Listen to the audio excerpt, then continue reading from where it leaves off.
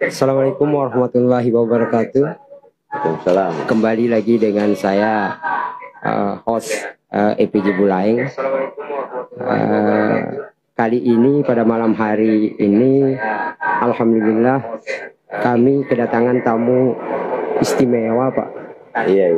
Karena Bapak sangat kami kenal namanya di pulau ini, yaitu Bapak Haji Muhammad Safruddin ST, Pak ya. Jadi untuk diketahui, Pak, saya yang membawa acara ini namanya hampir sama, Pak. Oh, Dengan Bapak. Cuma nasibnya jauh beda, Pak. Namanya hampir sama, nasibnya jauh beda, Pak. Nama saya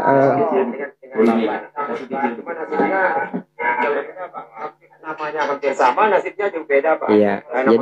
Jadi nama saya, Pak, Safruddin, Pak. oke. Safruddin, sementara Bapak kan Haji Muhammad Safruddin. Nama hampir sama, nasibnya yang sama jauh, juga. Pak. Cuman kayaknya kalau saya perhatikan, saya mungkin lebih tinggi pangkatnya dari Bapak. Iya. Masalahnya Bisa nanya saya ini wakil rakyat, saya ini rakyat, Pak. Bapak ini wakil saya kan begitu, Pak. Iya. Kurang lebih seperti itulah. Jadi ya untuk mempersingkat waktu kita ini, Pak, saya sedikit ingin berbincang-bincang santai dengan Bapak, terutama lagi dengan pemirsa setia EPJ Bulaing ini sangat menantikan ini, Pak. Saya pribadi dan teman-teman ini sangat mengenal Bapak. Oke. Artinya dari sisi nama dan profesi Bapak. Iya, alhamdulillah. Bapak berprofesi sebagai anggota DPR RI, Pak ya, dari fraksi Partai Amanat Nasional. Iya. Partai Amanat Nasional yang sudah berkiprah selama 3 periode, Pak ya. Iya. Sudah 3 periode mau selesai nih, Pak. Iya. Jadi 2024 bulan 2 ini kita pemilihan lagi. Insya Allah. Dan saya pribadi, Pak, saya melihat Bapak ini selalu mengangkat tangan 4 ini, Pak. Iya. Artinya kita langsung nyambung bahwa Bapak itu berniat untuk 4 periode. Amin. Ya, amin. Mudah-mudahan nih, Pak. Amin. Jadi saya ingin mengorek-korek sedikit, Pak, dengan teman-teman ini. Bapak ini sebagai anggota DPR RI, fraksinya di mana, tugasnya apa kan? Ini yang belum saya pahami. Kalau namanya di mana-mana kita kenal nih, Pak. Boleh, Pak, langsung, Pak. Ya, jadi saya di fraksi Partai Amanat Nasional, namanya ya familiar ya, Iya. Haji Muhammad Safruddin STMM. Kalau periode pertama saya di Komisi 7 ya. Komisi 7 itu membidangi pertambangan dan energi. Itu saya dipilih 27.840 pemilih di Pulau Lombok dan Pulau Sumbawa. Pemenang, Pak ya, di periode pertama. Ya, periode pertama. Kemudian saya bergabung di Komisi 7 dan pada periode kedua saya dipilih oleh 63.000. Saya bergabung di Komisi 1 di Pertahanan, Intelijen dan Luar Negeri. Kemudian pada periode ketiga ini saya dipilih oleh 66.902. 66.902 dan saya bergabung di Komisi 4 yaitu Kelautan, Kehutanan, Pertanian, Bulog. Dan alhamdulillah. Kelautan, Kehutanan, Pertanian dan Bulog, Pak ya. Jadi saya Komisi 4. Jadi kalau tangan saya 4 ya Komisi 4 dan sekaligus karena Komisi 4 ya. Komisi 4 dan sekaligus persiapan periode keempat. Periode keempat. Jadi ini menarik, Pak. Pas jadi semua. Tangan gitu. 4 ini malam ini saya pahami, Pak. Bapak berada di Komisi 4 dan persiapan periode keempat. Persiapan untuk periode keempat. Iya, karena politisi itu harus ngomong apa adanya, tidak boleh tutup-tutupi dan harus ngomong apa dia. Supaya rakyat itu katanya supaya tidak membeli kucing dalam karung. Tidak membeli kucing dalam karung. Makanya harus jelas, harus ngomong apa adanya. Saya mau dipilih ini, harus jelas gitu ngomong sama rakyat. Kenapa saya katakan demikian? Karena 1999-2004 saya belum jadi atau belum terpilih. 2004-2009 pun belum terpilih. Jadi cukup lama. Jadi 10 tahun saya belajar bagaimana meyakinkan bahwa saya insya Allah salah satunya yang mungkin layak untuk dipilih. Dan alhamdulillah, periode pertama saya dipilih, kemudian terus berlanjut. Dan ada yang menarik dalam perjalanan itu. Mungkin semua orang di NTB ini tahu ya, kalau anggota DPR yang bagi-bagi kursi plastik, banyak orang menertawarkan saya. Bagaimana sih HMS itu anggota DPR RI bagi-bagi kursi gitu kan, diketahui sama orang-orang. Tapi bagi saya orang-orang juga harus atau masyarakat harus mengerti bahwa menjadi anggota DPR itu kan dicari kursi. kursi yang dicari Pak. Kursi. Jadi kalau mau nyari kursi harus mancing pakai kursi. Jadi makanya saya dapat kursi makanya. Ini luar biasa ya Pak. Ini jadi jadi harus mancing pakai kursi. Iya, jangan mancing sama yang enggak gitu. Mancing dengan kursi, kerja cerdas, kerja ikhlas, kemudian ini yang paling penting. Makanya alhamdulillah jadi periode pertama saya langsung terpilih, dan ketika hati nurani saya bertanya untuk lanjutan periode kedua, saya membagikan kursi kepada seluruh masyarakat, seluruh kantor desa kelurahan se-NTB. Walaupun dulu ada 1665 desa dan kelurahan se-NTB Pulau Lombok dan Pulau Sumbawa, saya hanya mampu membagikan 688.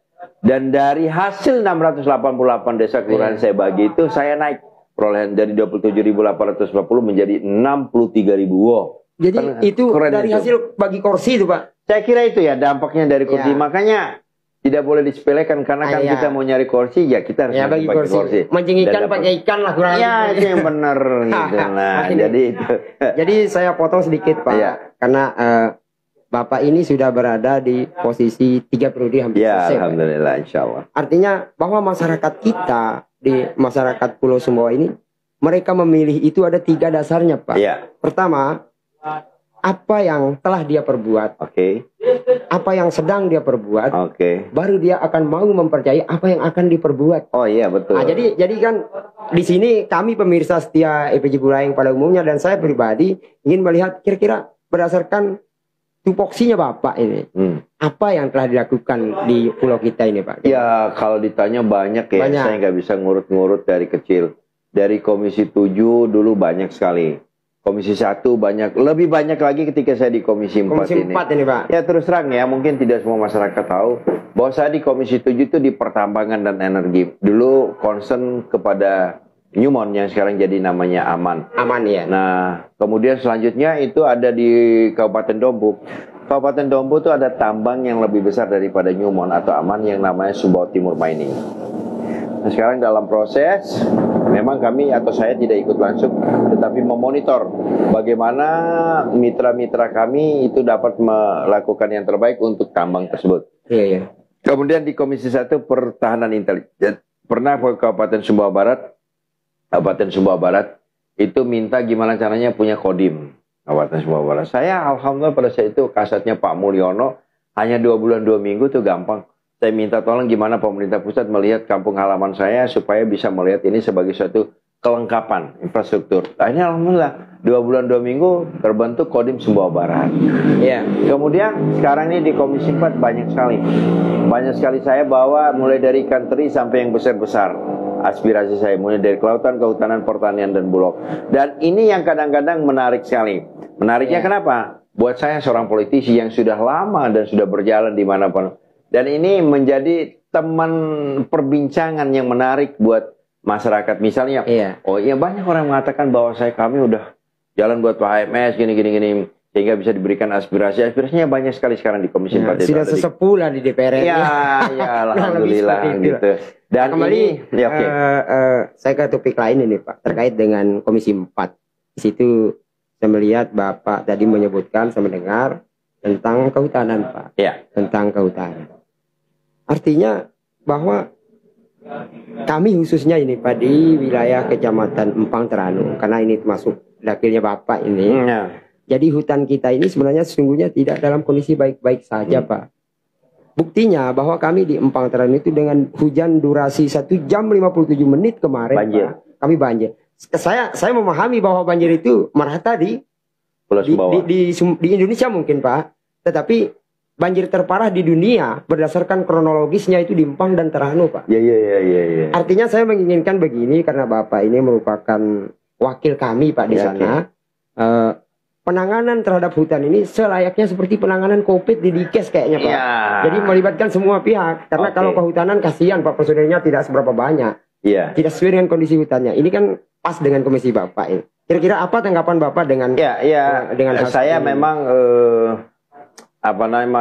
banjir ini tidak hanya di Sumbawa, harusnya di Empang Teranu. Saya dulu pernah lihat dan terjun langsung ketika banjir besar itu di Empang dan Teranu. Dan ini melanda di Dompu dan di Pulau Sumbawa, khususnya itu di Sumbawa Barat dan di Bima.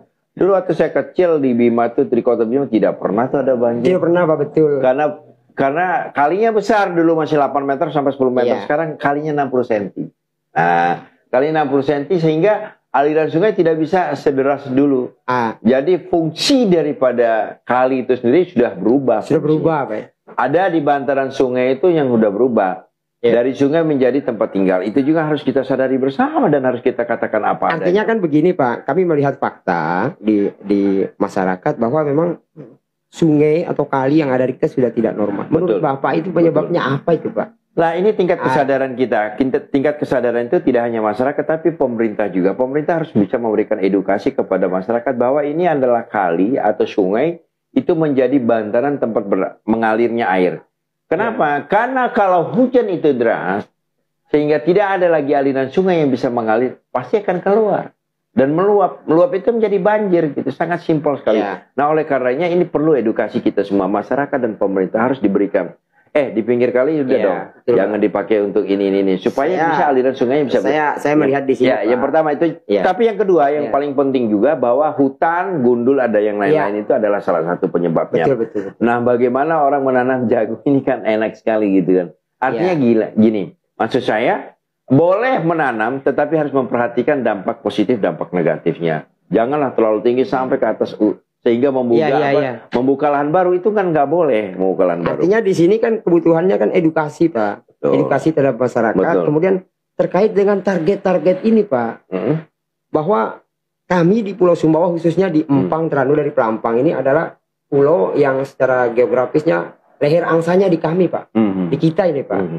Jadi tipisnya pulau itu di kita, artinya ketika kita melakukan ekspansi dalam tanda kutip dengan hutan, Pak, karena target daripada Pemprov kita 1 juta ton jagung, maka konsekuensi logisnya kita akan menanam di areal yang bukan areal pertanian. Di sini kan kebutuhannya harus jelas, bahwa memang pertama memang regulasinya harus mantap, bahwa memang tidak boleh kita melakukan ekspansi terhadap kehutanan. Yang kedua, kemitraan ini kan sesungguhnya tidak diatur antara kehutanan dengan pertanian. Saya tidak melihat pengaturan itu. Tetapi yang terjadi kok kehutanan dengan pertanian seolah-olah bermitra gitu. Bagaimana, Pak? Enggak, sebenarnya kalau lahan 1 juta target dari pemerintah, saya pikir dari lahan yang ada di lahan tidur atau lahan datar ini masih cukup kok. Coba lihat di sepanjang jalan Sumbawa dari Sumbawa ke Bima. Masih banyak kiri kanan itu lahan yang datar. Dan tidak mesti harus diserbu ke gunung gitu loh. Nah, kembali lagi saya katakan bahwa ini tergantung daripada edukasi yang disampaikan oleh pemerintah. Disampaikan oleh pemerintah desa yang kecil pun sampai dengan kepada masyarakat. Kalau dikasihkan warning bahwa tidak boleh menanam di sini, itu saya kira masyarakat akan mengetahui dan sangat mentaati itu. Tapi kalau kita tidak pernah memberikan edukasi, saya pikir agak susah gitu. Nah, berhubung tadi dikatakan bahwa pertanian dan kehutanan, saya kira sinerginya sama gitu.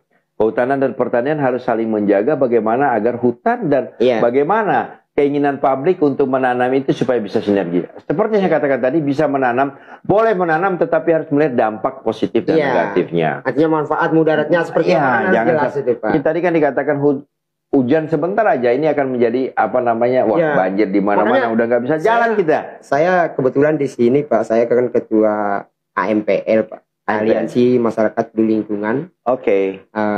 Kami mencatat durasi hujan tahun ini, Pak. Ketika banjir bulan berapa kemarin itu banjir di kita? Itu durasinya cuma 1 jam 57 menit. Artinya yang saya pahami bahwa banjir terparah berdasarkan kronologisnya di kami.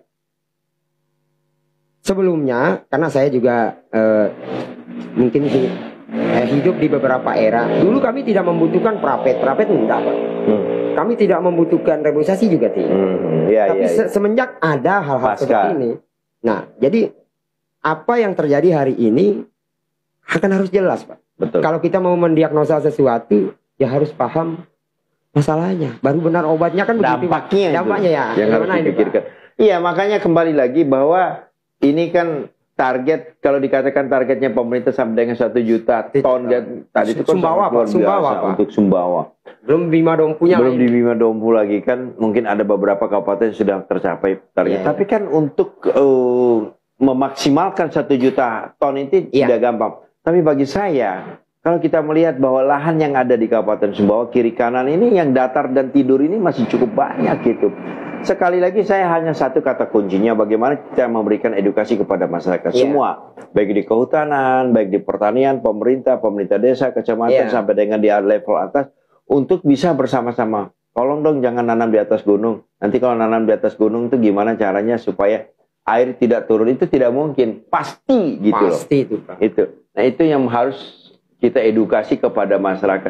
Saya kira masyarakat saya alhamdulillah 3 periode ini sangat memahami karakteristik keluarga besar kita yang berada di pos bawah. Kembali melihat, sudahlah, ini kan sudah terjadi, Pak. Namanya bagaimana ke depan harus kita benahi. Apa yang harus kita lakukan? Pribadi, Pak, saya dengan teman-teman kemarin beserta owner EPJ Buleleng, kita coba mungkin di kita itu kebutuhannya 3, Pak. Tetapi harus dilakukan secara simultan. Kebutuhan terhadap penanganan ini adalah ada yang bersifat jangka pendek, Pak. Ada yang jangka menengah dan ada yang panjang.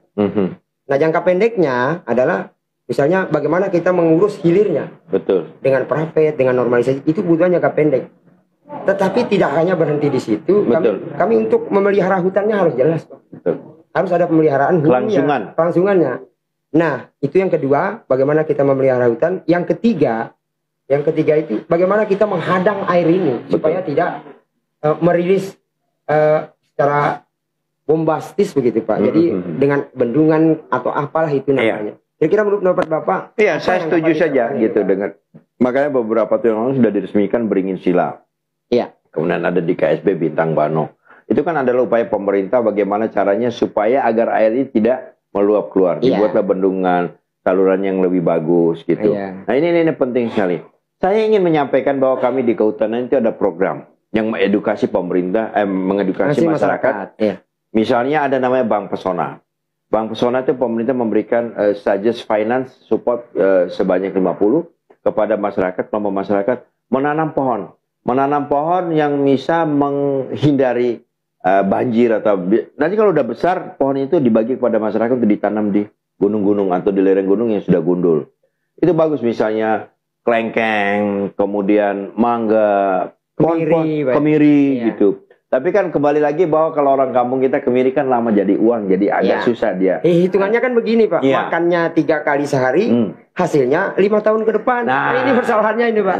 Nah makanya kita kasih juga bibit durian gitu. Ya, jadi program Bank Pesona itu jadi masyarakat bisa menanam sesuai dengan kebutuhan dan keinginannya dengan jumlah finance 50. Ada juga lebih besar lagi namanya KBR, Kebun Bibit Rakyat itu 100. Itu bagus sekali untuk masyarakat untuk mengedukasi bagaimana dia nanam pohon, penyemaian pohon yang pohon itu bisa membantu menghindari lajunya air di pegunungan. Nanti kalau udah besar baru pohon itu dibagi-bagi kepada masyarakat.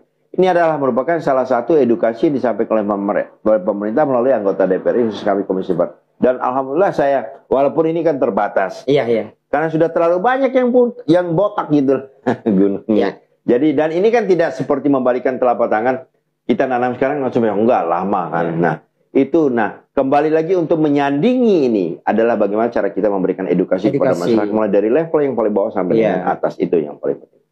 Ini saya sepakat, Pak. Artinya lewat kesempatan ini, saya pribadi dan teman-teman pemirsa setia EPJ Buleleng menitip ini, Pak. Titip ini karena Bapak mewakili kita di sana. Kebutuhan kami terhadap bendungan itu 2, Pak. Kalau umpama bisa terjadi. Pertama untuk irigasi pertanian, yang kedua untuk menghadang air itu. Betul. Karena kalau kita melakukan reboisasi, maaf Pak, bukan kita pesimis. Itu dari tahun 2007 kami sudah pernah melakukan reboisasi dan gagal-gagal terus. Artinya masyarakat juga cerdas. Melaksanakan program yang identik dengan kegagalan itu susah, Pak. Artinya hutan ini dipelihara tapi tidak dengan reboisasi, Pak. Tetapi dengan membiarkan dia berhutan kembali. Itu. Karena kalau reboisasi itu sudah dilakukan di 2007, bahkan 2017, 2018 Pak Gubernur sendiri, Pak. Dan itu saya lihat gagal. Sementara di satu sisi hutan kita itu 30% itu sudah masuk ke lahan kritis, Pak. Artinya kan harus ada pembenahan. Makanya saya tadi di awal, bagaimana kondisi hutan yang ada di kami ini disituasikan seperti di case waktu COVID, Pak. Kayaknya ada keseriusan. Kalau hanya dinas kehutanan saja, Pak, kasihan. Memang terbatas gitu. Seperti yang saya katakan tadi, untuk program-program pemerintah, apalagi sekarang nggak ada reguler. Kenapa nggak ada reguler? Karena kondisi COVID ini kan, COVID, ya. alhamdulillah sudah melandai. Nah, hanya bisa disampaikan kepada oleh pemerintah kepada anggota DPR, dan itu pun juga terbatas. Seperti saya katakan tadi, Bang Pesona, KBR itu sangat terbatas. Dan memang ini sudah terlanjur. Memang reboisasi dianggap gagal, tetapi memang mari kita dengan kegagalan ini harus kita sadari bersama bahwa untuk kepentingan bangsa, kepentingan anak cucu kita, dan kepentingan orang-orang yang kecil. Itu yang paling penting. Kalau kita tidak menyadari bahwa reboisasi pun itu tidak ada manfaatnya, nanti akan jadi seperti itu. Iya. Jadi saya garis bawahi tadi bahwa Bapak mengatakan ini kuncinya di edukasi, Pak. Betul. Kuncinya dari kesadaran kita masyarakat. Betul. Karena pemerintah juga tidak pernah mengizinkan itu kan gitu, Pak. Jadi saya memahami Bapak di sini bahwa memang kami masyarakat ini sesungguhnya terlalu banyak berharap. Ya. Jadi sekaligus mungkin closing statementnya, Pak, untuk kali ini. Kalau saya closing statementnya, mari kita jaga lingkungan ini untuk kepentingan bangsa, kepentingan anak cucu kita, dengan memberikan edukasi kepada semua level yang paling bawah sekalipun. Tapi justru bukan yang paling bawah sekalipun, harus dibalik. Yang paling atas sekalipun harus menyadari. Sekalipun, Pak, ya. Jadi dibalik ya, bukan yang paling bawah. Karena yang bawah itu biasanya nurut aja apa kata orang di tengah sama kata orang di atas. Nah, yang atas ini dulu yang harus kita berikan edukasi. Dari bahwa atas. Bagaimana caranya Anda bisa memberikan edukasi dan memberikan contoh teladan kepada orang-orang di bawah. Kalau ini bisa berjalan dengan baik, saya pikir nggak ada masalah. Kita kembali seperti dulu, Pak. Tidak butuh propet, tidak butuh normalisasi, kan begitu, Pak. Jadi lewat kesempatan ini teman-teman pemirsa EPJ Buleleng setia, mungkin dengan waktu yang cukup singkat ini, Pak, kami mengucapkan terima kasih yang tidak terhingga ini, Pak, karena Bapak Sudi mampir di studio kami dengan kondisi apa adanya ini, Pak. Apa adanya. Kami tidak mau dengan ada apanya. Karena gitu, Pak. Jadi kondisi kita ini apa adanya. Terima kasih banyak, Pak. Saya mau bilang bahwa dengan kesederhanaan ini mari kita membangun Indonesia ini dengan seutuhnya. Kita tidak mampu membuat jalan yang besar, tapi kita hanya mampu membuat jalan setapak. Mari kita menjaga Indonesia di atas jalan setapak ini untuk luar biasa, Pak. Artinya kita tidak mampu membuat jalan yang besar, walaupun yang kecil pun bisa kita membangun Indonesia dengan melalui edukasi. Kuncinya dan kita pelihara itu, Pak. Dan gitu, ini Pak. semua orang-orang punya harapan. Saya boleh katakan, selagi ada matahari tidak boleh ada satu orang pun yang kehilangan. Selagi ada matahari, Pak, tidak boleh ada satu orang pun yang kehilangan. Ada partai yang namanya Matahari. Itu dia makanya. Luar biasa. Jadi, jadi karena waktu daripada beliau ini sebenarnya cukup terbatas, Pak. Jadi kita cukupkan sekian mungkin, Pak HMS ya, Bung HMS ini. Sekian teman-teman sekalian, demikian yang dapat kami sajikan untuk kali ini. Mudah-mudahan bermanfaat bagi kita semua, dan terutama untuk Bung HMS ini yang di samping saya. Tidak kapok-kapok mampir, Pak. Oh iya. Ya, jadi tidak kapok-kapok mampir karena kami membutuhkan Bapak. Baik, terima kasih. Terima kasih banyak. Wabillahi taufiq wal hidayah. Ini nyanyinya gimana ya? Warahmatullahi wabarakatuh. Fungsinya nggak bisa ya?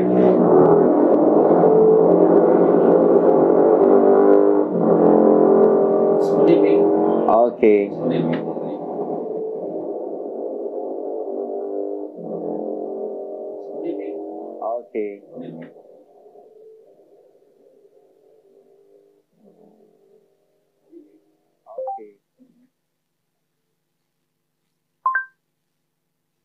Welcome to Sumbawa Utama Channel.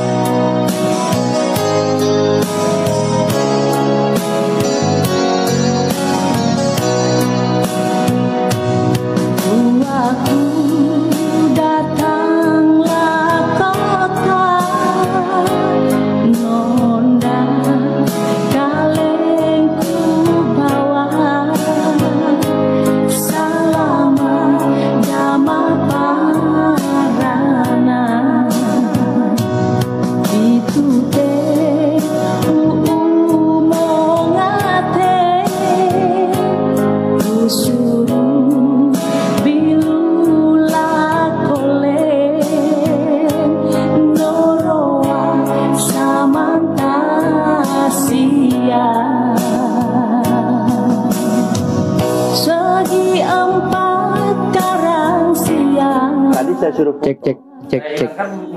Iya. Cek. Yo. On. Kembali lagi. Ada yang tertinggal ya? Ada yang tertinggal ini Pak, Bung HMS ini. Kami dari studio EPJ Buleleng berharap untuk Pak HMS ini untuk menyanyikan lagu Andiwe Sayang. Andiwe Sayang nih, bagaimana Pak? Minimal pemirsa atau pendengar atau penonton malam ini bisa tidur pulas. Ya, istilahnya minimal orang Sumbawa tahu ini juga wakil Kabupaten Sumbawa kan begitu Pak. Oke. Ya, silakan Pak HMS untuk lagu Andiwe Sayang. Jadi karena memang semuanya sederhana, tidak perlu pakai musik. Ya. Jadi kita silakan Pak. Ya, lanjut Pak. Buahku datanglah kota, nonda kalengku bawa, selamat gama parana.